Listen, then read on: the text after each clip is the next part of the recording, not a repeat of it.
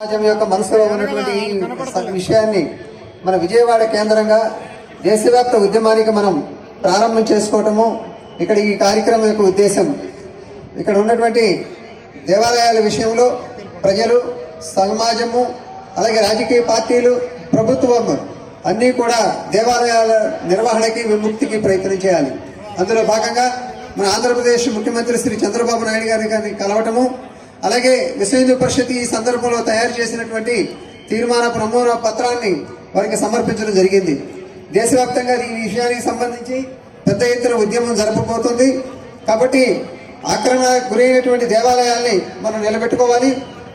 దేవాలయం అంటే శక్తి కేంద్రము కాబట్టి మన సంస్కృతికి ఆధారము దేవాలయాలు కాబట్టి వాటన్నిటినీ నిలబెట్టుకోవడం ప్రయత్నము మనం చేయాలి.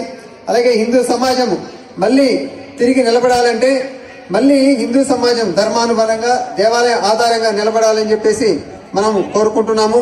కాబట్టి సమాజం శక్తివంతంగా ఉంటేనే మన సమాజము దృఢంగా ఉంటుంది. దీంతో పాటుగా మన సమాజంలో సహజీవన విషయము, అలాగే డ్రగ్స్ విషయం వచ్చింది, వృద్ధాశ్రమాలు పెరుగుతున్నాయి, లవ్ జిహాద్ పేరుతో హిందూ సమాజం దెబ్బతింటుంది. అలాగే హిందూ ధర్మాన్ని భ్రష్టు పట్టించి మత మార్పిడి జరిగేటటువంటి ప్రయత్నం జరుగుతోంది. కుల భేదాలు ఉన్నాయి, సమస్యలు ఉన్నాయి, వరకట్నపు వంటి సమస్యలు ఉన్నాయి. ఈ విధంగా అలాగే హిందూ సమాజం పేదరికంగా ఉంది. మన హిందూ సమాజం పేదరికాన్ని తొలగించడానికి దేవాలయాల కేంద్రంగా మనందరము ప్రయత్నం చేయాలి. దాన్ని ఆలోచించడం కూడా హిందూ సమాజం యొక్క భూమిక. కాబట్టి మన హిందూ ధర్మాన్ని నిలబెట్టుకోవడంలో ప్రధానమైన భూమిక అయినటువంటి మందిరాలని మనం